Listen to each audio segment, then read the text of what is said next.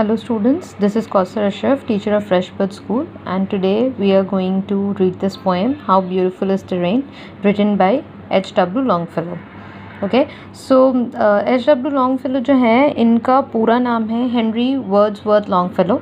ठीक है, इनका जन्म हुआ था 27 फेब 1807 में यूनाइटेड स्टेट्स में इनका जन्म हुआ था और इनकी डेथ हुई थी 24 मार्च 1882 में. ओके, ये एक अमेरिकन पोइट थे. तो इन्होंने काफ़ी सारे पोएम्स लिखे हैं जिनमें से एक इनका ये एक बहुत ब्यूटीफुल सा पोएम है. एक्चुअली ये पोएम काफ़ी बड़ा है, उन्होंने काफ़ी बड़ा पोएम लिखा हुआ है, बट यहाँ पे सिर्फ 3 पैराज ही दिए हैं. So will be studying only this 3 paras. So let's go through this poem and see कि वो क्या कहना चाह रहे हैं. by the title we can see it is written how beautiful is the rain. मतलब बारिश के बारे में ही बात हो रही है. we can see this picture also.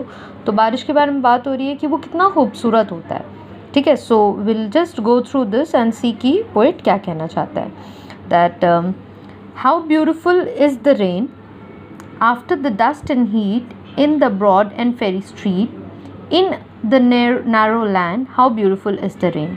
ये क्या कह रहे हैं कि बारिश कितनी खूबसूरत है after the dust and heat. मतलब बहुत गर्मी और धूल के बाद, मिट्टी के बाद जो वो बारिश होती है, बहुत धूप के बाद, वो कितनी ब्यूटीफुल होती है.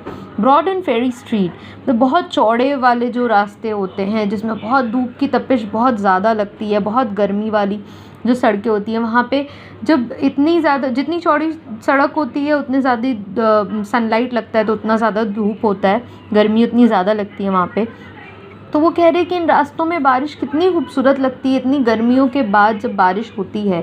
वो पतली रास्तों में या चौड़े रास्तों में जहाँ पे बहुत कम जगह होती है, नैरो लेन्स, मतलब ज़्यादा जगह भी नहीं है, फिर भी वहाँ पे बारिश अच्छी लगती है. जो बहुत चौड़े रास्ते हैं वहाँ पे भी बारिश अच्छी लगती है, क्योंकि जब बहुत धूप होती है, बहुत डस्ट होता है, उस सब के बाद जब एक अच्छी सी बारिश होती है तो कितना अच्छा लगता है, वो कितनी ब्यूटीफुल होती है. वो ये कहना चाह रहे हैं इस बारे में. उसके बाद क्या कह रहे हैं, how it clatters along the roof like a tramp of hoop, how it gushes and struggles out from the throat of a overflowing spout across the window pane. अब देखो क्या कह रहे हैं सेकंड पैरा में कि वो जो क्लटर मतलब होता है ना, वो जो आवाज़ होती है, रैटलिंग साउंड होती है, चीज़ों के लड़ने की जो आवाज़ें होती हैं उसे कहते हैं. कि जो रूफ़ पे जो आवाज़ें होती हैं, like a tramp of a hoof, sound of a heavy foot step और the hoofs of a horse. वो जो हॉर्स के जो पैर के नीचे जो लगे होते हैं, जो क्या कहते हैं उसे, जो हॉर्स जब वॉक करता है ना तो एक आवाज़ होती है. I don't know what it is called in Hindi. उसके जो हूफ्स होते हैं पैर के नीचे, वो चलने से ना कट कट करके आवाज़ होती है. वो उस आवाज़ के बारे में कह रहे हैं कि वो जो रैटलिंग साउंड है बारिश जब होती है, तो आप लोगों ने सुना होगा जब बारिश होती है तो बहुत तेज़ आवाज़ें आती हैं.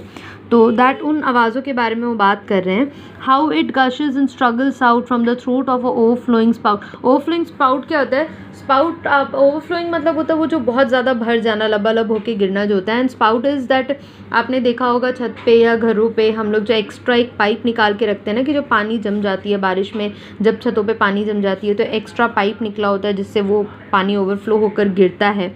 उसके बारे में बात हो रही है यहाँ पे कि वो जो आवाज़ें होती हैं, वो जो पानी स्ट्रगल करता है ओवरफ्लो करके स्पीड में, जब पानी नीचे गिर रहा होता है, वो जो पाइप का जो गला है उसके थ्रोट से ओवरफ्लो होके गिर रहा है अक्रॉस द विंडो पैनल. वो गिरता है, हमें दिखता है. हम लोग अपने विंडो के पास अगर बैठे होते हैं तो विंडो के शीशे से जब हम लोग बाहर देखते हैं, क्योंकि बारिश तेज़ होती है तो मोस्टली विंडो बंद कर देते हैं हम लोग, तो विंडो का जो कांच होता है उसके बाहर जो हमें बारिश दिखती है, मोटी मोटी बूंदें गिरती हैं, वो सब देखने में कितना अच्छा लगता है, कितना सुंदर लगता है. ठीक है, it pores and Swift's and wide. वो गिरता ही जाता है, तेज़ी से, रफ्तार से गिरता ही जाता है. विथ मडी ट्राइड्स, फिर like a river down the gutter road the rain the welcome rain. ठीक है, वो क्या कह रहा है फिर उसके बाद कि वो मतलब सारे पानी जो वो गिरते रहती है और तेज़ी से गिरते हैं, फिर कैसे एक रिवर के जैसा बन जाता है जब बहुत सारी बारिश होती है, और वो गटर लेन से वो गिरता रहता है फ्लो करके नीचे, फिर बाद में कहाँ जाकर मिल जाता है, सी में जाके मिल जाता है. टाइड का मतलब क्या होता है? The rising and falling of the सी.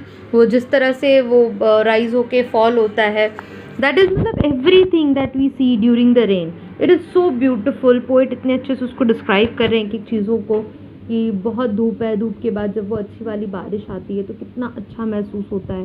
फिर उसके बाद वो जो रैटलिंग साउंड होती है चीज़ों की लड़ने की, आपस में बारिश की बूंदें जो गिरती हैं उनकी जो आवाज़ होती है, कितना सुनने में कितना अच्छा लगता है वो चीज़ें। फिर पानी जो ओवरफ्लो होके वो स्पाउट से गिरता है ज़मीनों पे, तेज़ी से सारे गिरते हैं, मिट्टी में वो मड अप हो जाता है पूरा मिक्स अप होके।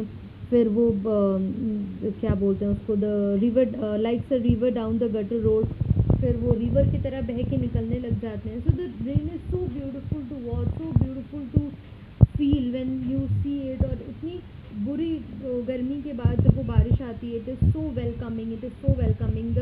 The poet is trying to say कि दैट सी इतना ज़्यादा हीट था, इतना सब कुछ हम लोग सह रहे थे, गर्मी सह रहे थे, but after this rain it is so welcoming, so warming, इतना अच्छा है वो, इतनी ज़्यादा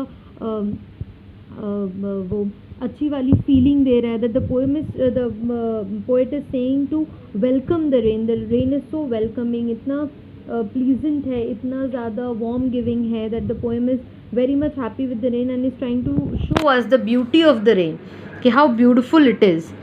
इन्होंने तीनों पैरे में हमें वही बताने की कोशिश की है कि जब बारिश होती है तो कैसी होती है। जब आप ये पोएम पढ़ोगे, आप एक एक लाइन पढ़ोगे एंड यू विल रिकॉग्नाइज, आप एक एक चीज़ों को ना रिमेंबर करोगे कि हाँ बारिश होती है तो ऐसा होता है, ऐसा होता है, ऐसा होता है। Every line is so real and so true. It is a very good poem. ये काफ़ी आगे बहुत बड़ा सा पोएम है, but it is only 3 paras here, so will be ending up here with this 3 para. I hope आपको ये poem समझ में आई होगी। Read this poem very nicely and the meanings are also given here. Try to learn these meanings too. So we are ending up here with this poem. I hope you all have understood. So thank you for today. Have a good day.